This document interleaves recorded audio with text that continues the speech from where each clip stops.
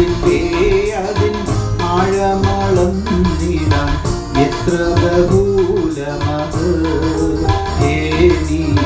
ക്യാബറിലേ അതിൻ ആഴമളന്നിടാൻ എത്ര ബഹുലമത്. എന്തതിശയമേ ദൈവത്തിൻ സ്നേഹം, എത്ര മനോഹരമേ അതു. ചിന്തയിലടങ്ങ സിന്ധു സമാനമായി സന്തതം കാണുന്നു ഞാൻ. അതു ചിന്തയിലടങ്ങ സിന്ധു സമാനമായി സന്തതം കാണുന്നു ഞാൻ. ദൈവനാമത്തിന് മഹത്വമുണ്ടാകട്ടെ. ഇന്നത്തെ പ്രഭാത ധ്യാനത്തിനായി വിശുദ്ധ ലൂക്കോസിന് സുവിശേഷം 8-ാം അധ്യായം 50 മുതൽ 56 വരെയുള്ള വാക്യങ്ങൾ. ഇന്നത്തെ ചിന്ത ജീവിപ്പിക്കുന്ന വചനം എന്നുള്ളതാണ്. ഇന്നത്തെ വേദഭാഗത്ത് പള്ളിപ്രമാണിയായ യായിറോസിൻ്റെ മകളെ ഉയർപ്പിക്കുന്ന സംഭവമാണ് വിവരിക്കുന്നത്. യായിറോസിൻ്റെ മകൾ മരിച്ചെന്ന വാർത്ത വന്നപ്പോൾ എല്ലാവരുടെയും പ്രത്യാശ നഷ്ടപ്പെടുന്നു.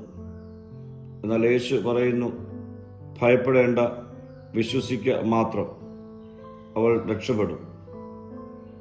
ജീവിതത്തിൽ ചില സാഹചര്യങ്ങൾ അവസാനമായി നമുക്ക് തോന്നാം. ചിലപ്പോൾ അത് രോഗമാകാം, കുടുംബ പ്രശ്നമാകാം, സാമ്പത്തിക പ്രതിസന്ധികളാകാം. എന്നാൽ യേശുവിൻ്റെ വചനം പറയുന്നു, ഭയമല്ല, വിശ്വാസം തിരഞ്ഞെടുക്കുക. യേശു യായിറോസിൻ്റെ ഭവനത്തിൽ എത്തുമ്പോൾ എല്ലാവരും കരയുകയായിരുന്നു. എന്നാൽ യേശു പറഞ്ഞു, അവൾ മരിച്ചിട്ടില്ല, ഉറങ്ങുന്നു. ലോകം ഒരു കാര്യം അവസാനമെന്ന് പറയുമ്പോൾ യേശു അതിനെ ഉറക്കമെന്ന് കാണുന്നു.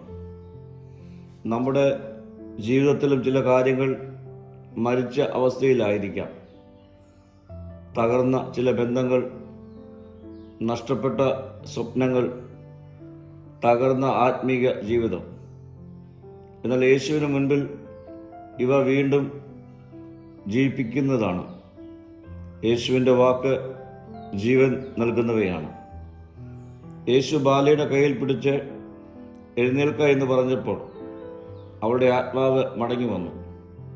അവൾ എഴുന്നേറ്റു. ഇവിടെ നാം കാണുന്നത് യേശുവിൻ്റെ സ്പർശനം, യേശുവിൻ്റെ വചനം, യേശുവിൻ്റെ ശക്തി. ഇവ മൂന്നും കൂടിയപ്പോൾ മരണം പോലും തോറ്റുപോകുന്നു. ജീവിപ്പിക്കുന്ന വചനത്തിൻ്റെ ശക്തിയാണ് ഇത്. ഇന്ന് യേശു നമ്മോട് അതേ വാക്ക് പറയുന്നു. നമ്മുടെ നിരാശയിൽ, നമ്മുടെ ആത്മീയ മടുപ്പിൽ, തകർന്ന ജീവിതത്തിൻ്റെ മധ്യത്തിൽ അവൻ നമ്മോട് പറയുന്നു, എഴുന്നേൽക്കാം. യേശുവിൻ്റെ വചനം മരിച്ചവനെ ജീവിപ്പിക്കുന്നു, പ്രത്യാശ നഷ്ടപ്പെട്ടവനെ ഉയർത്തുന്നു, ജീവിതത്തിന് പുതിയ തുടക്കം നൽകുന്നു. പ്രിയമുള്ളവരെ, യായിറോസിൻ്റെ മകളെ ഉയർപ്പിച്ചതുപോലെ നമ്മുടെ ജീവിതത്തിലെ മരിച്ച അവസ്ഥകളെ ഉയർപ്പിക്കുവാൻ ദൈവം മതിയായവനാണ്.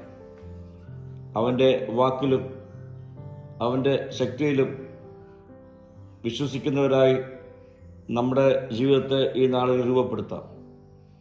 പ്രാർത്ഥിക്കാം. കർത്താവേ, എൻ്റെ മരിച്ച അവസ്ഥയിൽ നിന്ന് എന്നെ ഉയർപ്പിക്കണമേ. മഹത്വം നീ എടുക്കണം. യേശുവിൻ്റെ നാമത്തിൽ തന്നെ. ആമീൻ.